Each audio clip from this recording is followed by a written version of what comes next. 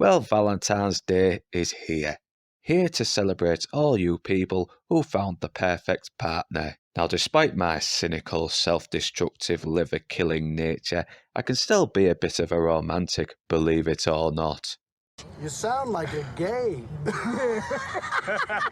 And to celebrate Valentine's Day, I figured we look at one of the greatest love stories ever made. Released in 1992, True Romance tells the story of a lonely comic book store worker named Clarence, played by Christian Slater.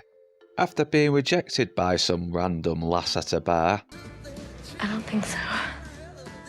Not really my cup of tea.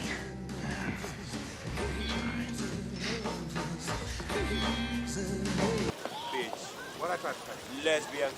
he decides to spend his birthday watching Sonny Cheaper movies at the cinema, where he ends up meeting a young sexy blonde named Alabama, played by Patricia Arquette. They bond instantly, and after spending the night together, she admits to being a prostitute who was only there as a birthday present paid for by his boss.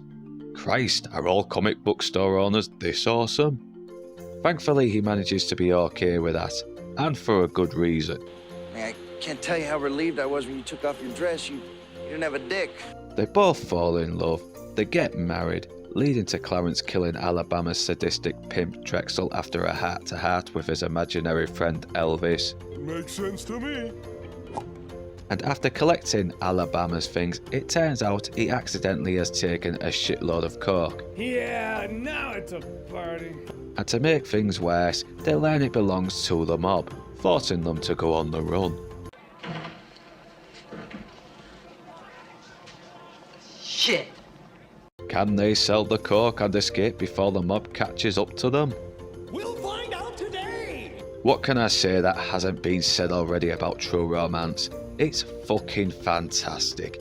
Everything from the script, Tarantino's whip-smart dialogue, the rocking soundtrack, the hard-hitting direction from the late Tony Scott, to the undeniable chemistry of the two leads. Christian Slater and Patricia Arquette light up the screen together as lovers on the run, Clarence and Alabama.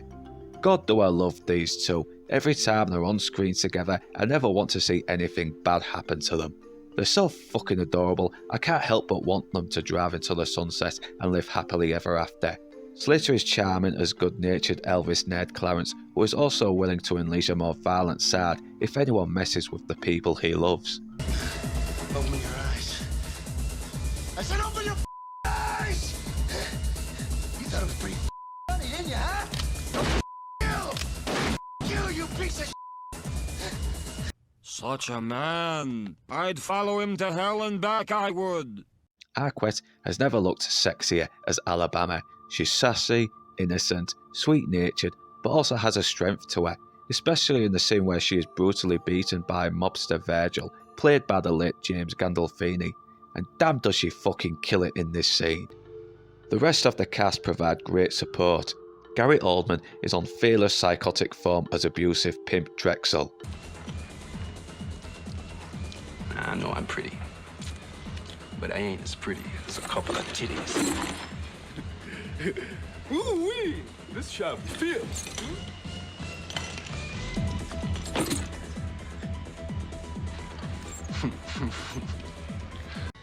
Christopher Walken brings a calm, collected, intimidating presence as Don Vincenzo. Do you know who I am, Mr. Wally? I give up. Who are you? The Antichrist. You got me in a vendetta kind of mood.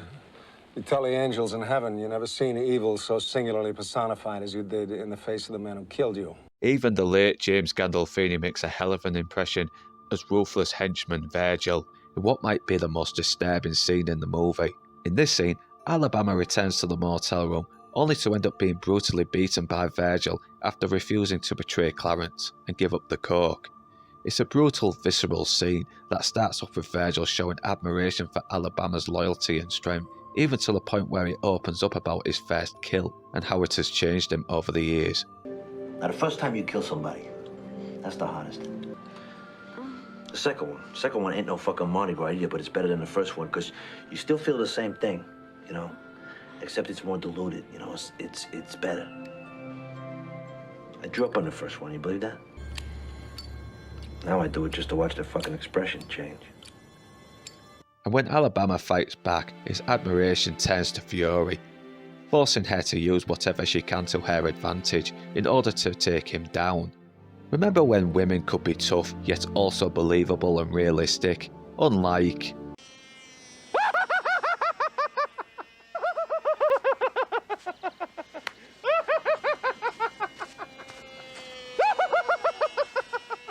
Another awesome scene is the one where Vincenzo beats Clarence's dad Clifford, played by the late Dennis Hopper, in an effort to make him give up his son. And what does Clifford do? He antagonises him to the point where he is killed to avoid being tortured, while also protecting his son. Here's a fact, I don't know whether you know or not.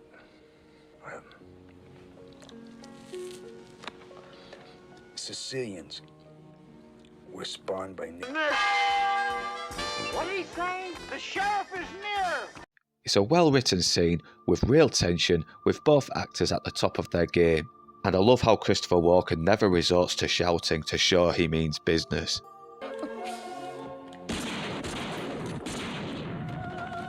haven't killed anybody since 1984. Val Kilmer brings a haunting vibe as the imaginary Elvis. Clarence, I like you. I always have. Always will. More great support from Bronson Pinchot, Saul Rubinek, Michael Rappaport, Brad Pitt, and not forgetting the late Chris Penn and the late Tom Sizemore as Officers Dahms and Nicholson. These two are a fucking riot, especially in the scenes where they have Clarence under surveillance. Oh man, I like this Clarence kid. This guy's crazy. What else can I say? True Romance is one of those movies that's not afraid to have its cake and eat it too.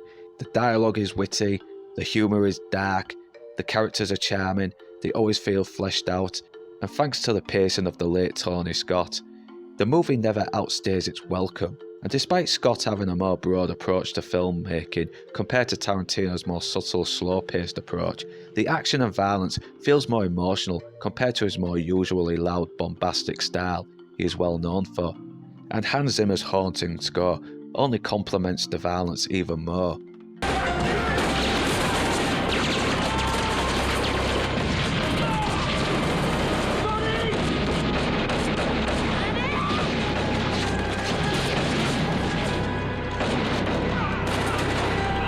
Yeah, there's a few flaws, the ending is conveniently more optimistic, but I love this couple, and like I said, I was more than happy to see them drive off into the sunset. And yeah, Clarence is basically a self-insert of Quentin Tarantino himself, but he is written more human to make you relate to him, compared to... But overall, it's a smart, violent thriller that's funny, intense, hard-hitting, and most of all... And whether you beautiful bastards are Northern, English or not, thanks for watching, and do remember to like, subscribe and comment, and if you wish to support the channel even further, then links are in the description below, but right now, that's me done, and I'm off to the pub.